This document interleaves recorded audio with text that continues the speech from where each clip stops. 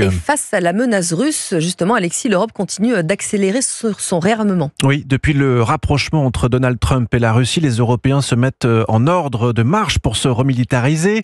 La Pologne, elle, n'a pas attendu le retour du président américain à la Maison-Blanche pour se réarmer et se préparer au scénario du pire. Depuis 2022, depuis en fait l'invasion de l'Ukraine par la Russie, Varsovie, qui assure aussi la présidence du Conseil de l'Union européenne depuis le début de l'année, pour 6 mois d'ailleurs, pour slogan Sécurité Europe, une politique en prévision d'un futur conflit avec la Russie. William Molinier.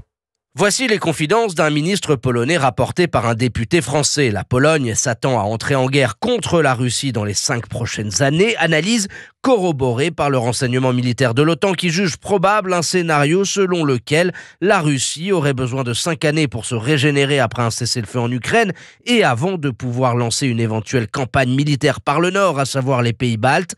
La Pologne a donc décidé de construire une armée solide. Elle vise désormais le demi-million de soldats, soit le double des effectifs actuels. Cela en ferait la première armée d'Europe. Ce réarmement d'urgence conduit Varsovie à importer massivement du matériel militaire. La Pologne s'apprête à conclure avec la Corée du Sud un nouveau contrat pour porter à 360 le nombre de chars de combat K2.